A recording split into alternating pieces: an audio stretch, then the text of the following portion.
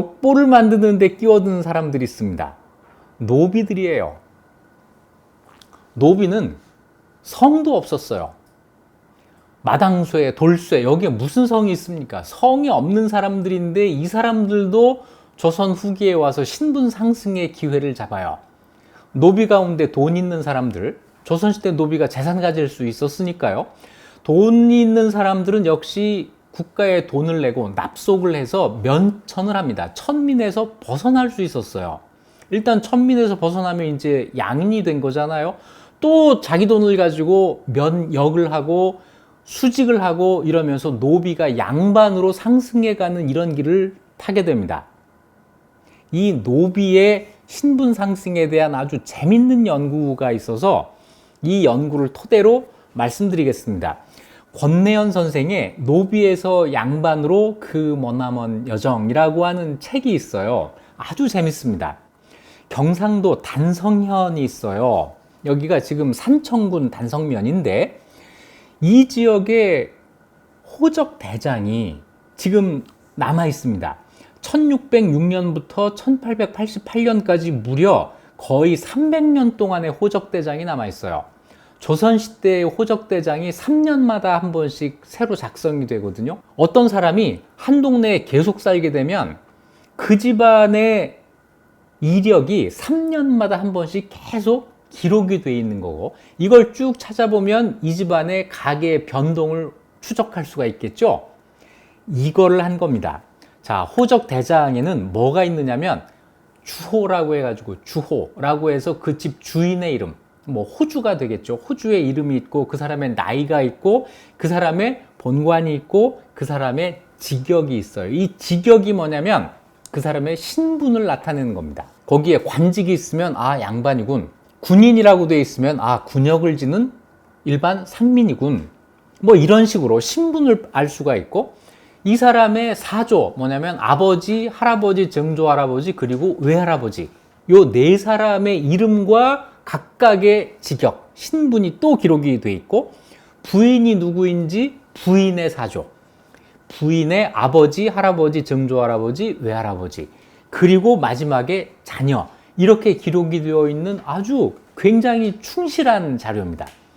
조선은 모든 집들에 대해서 3년마다 한 번씩 이런 기록을 작성을 했어요. 자, 이걸 가지고 연구를 하는데 실물 사진은 이렇습니다. 보기가 굉장히 힘들죠. 아마 이거 연구하려고 눈이 좀 아팠을 거예요. 여기에서 수봉이라고 한 노비를 찾아냅니다. 1678년 수봉의 호적대장을 토대로 가계도를 그려보면 이런 그림이 나옵니다. 자, 수봉이 있고 수봉의 직역은 산호예요. 산호비. 주인이 단성현에 거주하는 심정량이라는 사람이다 라는 것까지 밝혀져 있습니다. 그런데 놀랍게도 노비인데 본관이 있어요. 그러니까 이럴 경우 성은 없는데 본관만 있는 경우죠. 자, 수봉의 아버지는 갓복이고 갓복도 산호입니다. 수봉의 어머니 숙향도 사비, 산호비예요. 수봉의 할아버지는 누군지 몰라요. 증조 할아버지도 누군지 모릅니다. 이거는 수봉이 자기 할아버지, 증조 할아버지를 몰랐다는 이야기예요. 외할아버지는 알았어요. 외할아버지는 단문인데 역시 산호예요. 그러니까 갓복과 숙향이 노와 비가 서로 결혼해서 수봉이라고 하는 노가 태어난 거죠. 그 옆에 있는 그림은 수봉의 처가입니다. 수봉의 부인 자목 사비, 처의 아버지니까 장인 금금이 산호, 장모 애춘 사비. 자, 이래서 1678년 호족에서 수봉은 온통 노비예요. 그리고 이것은 조선시대에 아주 일반적으로 있는 가족의 형태입니다. 자, 그런데 이것 다음에 39년 뒤에 작성된 호적을 한번 보겠습니다. 39년 뒤에 1717년에 수봉의 아들 김흥발의 호적이에요. 김흥발의 호적을 보면 아버지 수봉이 산호가 아니라 납속 통정대부라고 되어 있습니다. 납속을 통해서 통정대부라고 하는 관직을 받았다는 거예요. 그러니까 이 39년 사이에 수봉은 납속을 통해서 면천을 하고 수직까지 한 거죠. 돈이 굉장히 많았던 거예요. 신분 상승이 됐어요. 수봉이 산호에서 통정대부 관직을 갖는 사람으로 수직 상승을 했어요. 그러면서 수봉의 아들 김흥발은 뭘로 되어 있냐면 어영청 보인, 이건 뭐냐면 군인이라는 뜻입니다. 평민이 됐어요. 그러면서 수봉의 아버지 갓복은 어련으로 이름을 고치고 산호라고 하는 요 기록이 삭제가 됩니다. 그러니까 수봉의 아버지가 산호라고 하는 사실을 이제 지운 거죠. 그리고 몰랐다던 수봉의 할아버지의 이름이 밝혀져요. 그리고 1717년 김흥발 호적에서 중요한 사실이 하나가 있습니다. 흥발이 김씨성을 쓰기 시작했잖아요. 성씨를 사용합니다.